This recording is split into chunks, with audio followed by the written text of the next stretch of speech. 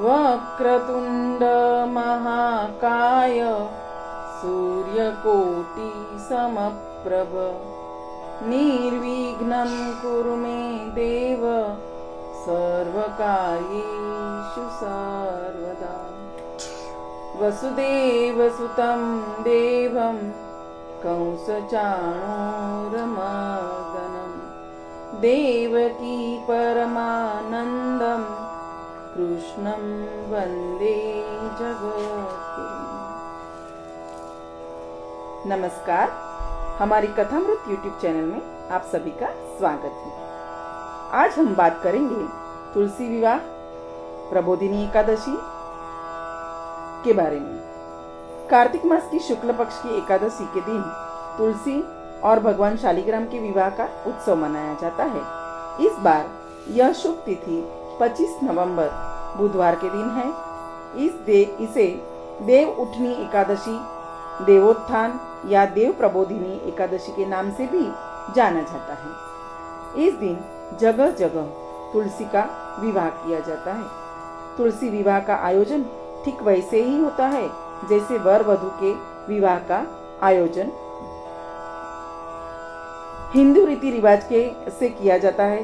इस दिन तुलसी के पौधे का श्रृंगार दुल्हन की तरह किया जाता है और मंगल गीत गाए जाते हैं। तुलसी विवाह के माध्यम से यह दिन भगवान विष्णु को प्रसन्न करने के लिए सर्वश्रेष्ठ माना जाता है और इनका विवाह कन्यादान के बराबर फल की प्राप्ति होती है। आइए जानते हैं शुभ मुहूर्त और विवाह की विधि। तुलसी विवाह के साथ ही सभी मांगलिक कार्यक्रम शुरू हो जाते हैं। मान्यता है कि जो व्यक्ति कन्या सुख से वंचित होते हैं उनको इस दिन तुलसी विवाह जरूर करना चाहिए ताकि कन्यादान का फल प्राप्त हो। वैसे तो कई लोग तुलसी विवाह के लिए कार्तिक मास की शुक्ल पक्ष की नवमी तिथि को ठीक मानते हैं, लेकिन कुछ लोग एकादशी से पूर्णिमा तक तुलसी पूजन कर 5वें दिन तुलसी विवाह का आयोजन करते हैं। तुलसी विवाह के लिए सबसे पहले आप तुलसी के गमले को गेरू आदि से सजा लें, फिर उसके चारों तरफ गन्ने का मंडप बना लें। तुलसी के ऊपर सुहाग का प्रतीक लाल, हरा व पीले रंग के वस्त्र उड़ाएं। इससे तुलसी के पौधे पर शीत ऋतु का असर कम हो जाता है और यह हरा भरा बना रहता है। अगर आप चाहें तो दुल्हन की तरह साड़ी भी पहनाकर तैयार करा सकते हैं और चूड़ियाँ और अन्य गहनों को तुलसी को पहना दें।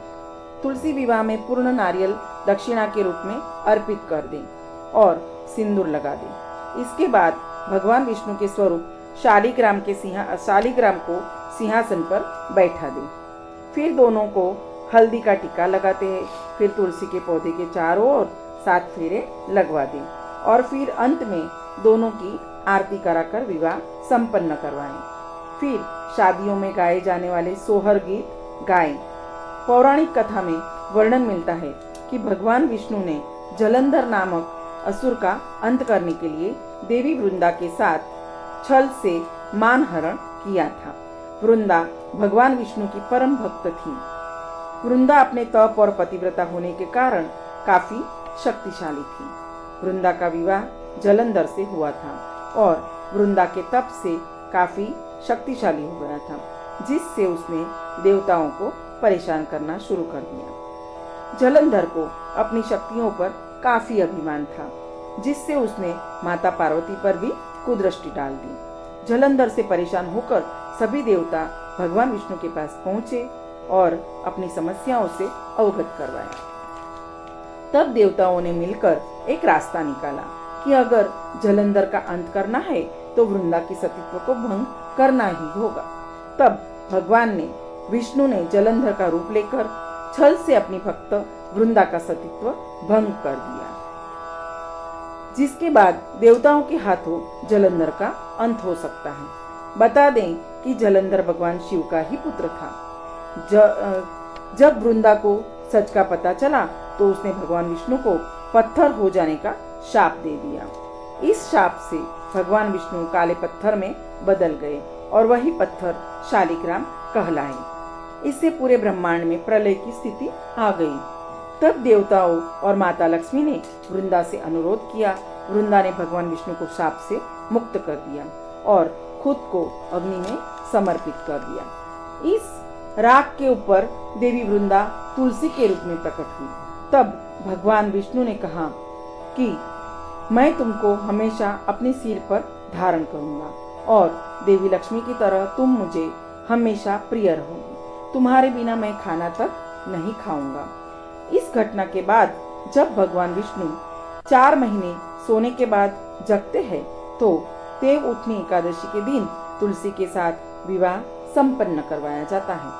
शास्त्रों में बताया गया है कि जो भी भक्त कार्तिक मास की शुक्ल पक्ष की एकादशी को तुलसी व शालिग्राम का विवाह करता है उसकी सभी मनोकामनाएं पूरी होती हैं। शालिग्राम और तुलसी का विवाह भगवान विष्णु और महालक्ष्मी का ही प्रतीकात्मक विवाह की तरह ही मनाया जाता है। आप सभी को तुलसी विवाह की और प्रबोधिनी व देव उठनी एकादशी की शुभकामना के साथ हम अब गुजराती में शुरू करते हैं। આજે પ્રબોધિની એકાદશી કારતક સુદ 11 ચાલો આપણે એકાદશીની વાર્તા કરીશું। એકવાર નારદજીએ પિતા બ્રહ્માજીને પૂછ્યું, હે પિતાજી, પૃથ્વીલોકના લોકો માટે કયું વ્રત કરવામાં આવે તો તે દુઃખ દારિદ્ર્યથી મુક્ત થઈને મોક્ષ પામે? નારદજીનો પરમાર્થી સવાલ સાંભળી બ્રહ્માજી ખૂબ જ રાજી થયા અને બોલ્યા, હે વત્સ, લોક કલ્યાણ માટે તે અતિ ઉત્તમ પ્રશ્ન પૂછ્યો છે। માટે હે નારદ, દુઃખ દારિદ્ર અને પાપોનો નાશ કરવાવાળી કારતક સુદ એકાદશીનું વ્રત કે જે પ્રબોધિની એકાદશી કહેવાય છે તે કરવાથી મનુષ્યની આધિ, વ્યાધિ, ઉપાધિ તેમજ પાપનો નાશ થાય છે। આ દિવસે ઉપવાસ કરવાથી સહસ્ત્રવધી અશ્વમેઘ અને શતાવધી તેમજ વાજપેયી યજ્ઞનું મહાફળ મળે છે। તેમાંય જો બંને શ્રદ્ધાથી વ્રત કરવામાં આવે તો 2 જન્મોના પાપો નષ્ટ પામે છે।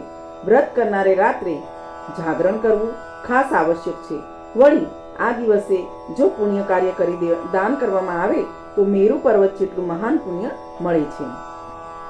વળી વિધિ વિના પુણ્ય કરવાનું કાંઈ જ મહત્વ નથી।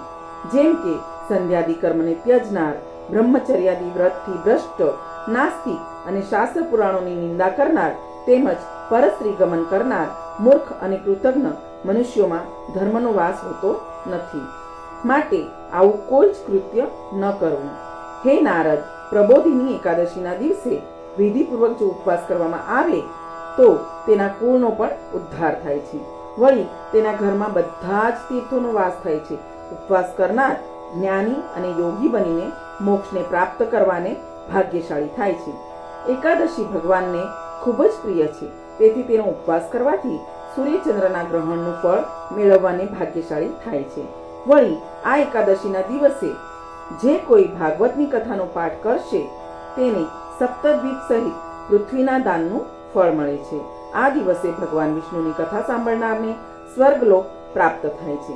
પ્રબોધિની એકાદશીના વ્રતનો આ પ્રમાણનો ઉત્તમ મહિમા સાંભળી નારદજી બ્રહ્માજીને પૂછવા લાગ્યા, હે પ્રભુ, આપ આ એકાદશી વ્રત કરવા માટેની વિધિ કહી સંભળાવો।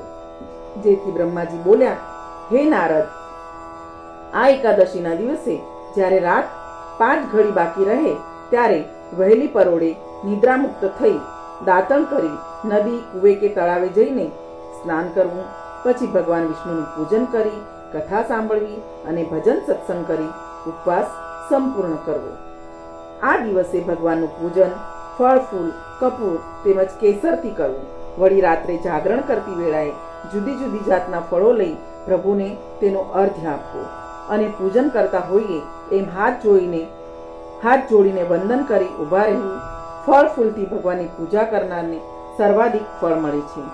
બીલી તેમજ તુલસી પત્રથી પૂજન કરનારના જન્મો જન્મના પાપ બળી જાય છે। વળી જે કોઈ ભગવાનનું કદંબના ફૂલોથી પૂજન કરે તો તેને ક્યારેય યમલોકમાં વાસ કરવાનો વારો આવતો નથી।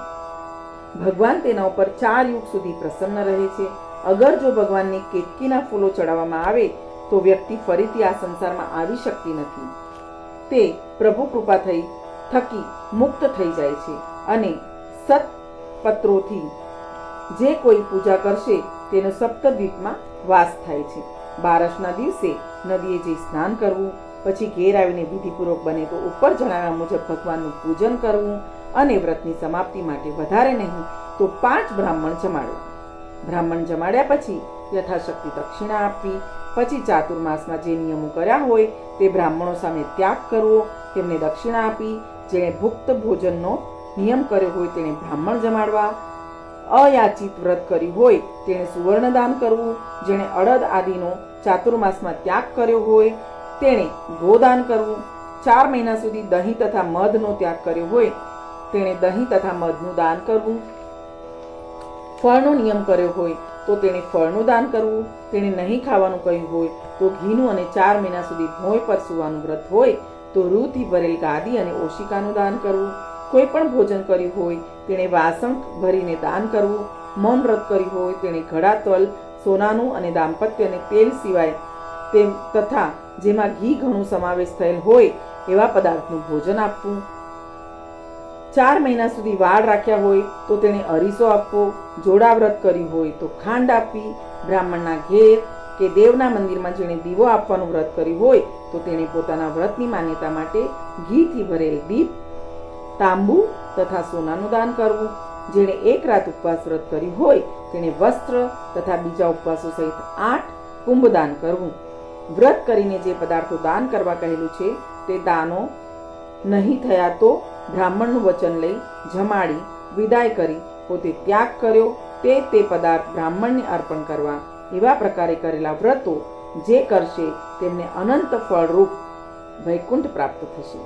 વ્રત કર્યું છતાં તે ભંગ થાય તો તે આગલે જન્મે આંધળો અથવા કોઢિયો થાય છે. ઇતિ શ્રી સ્કંદ પુરાણે કાર્તક શુક્લ પક્ષે પ્રબોધિની એકાદશી સમાપ્ત.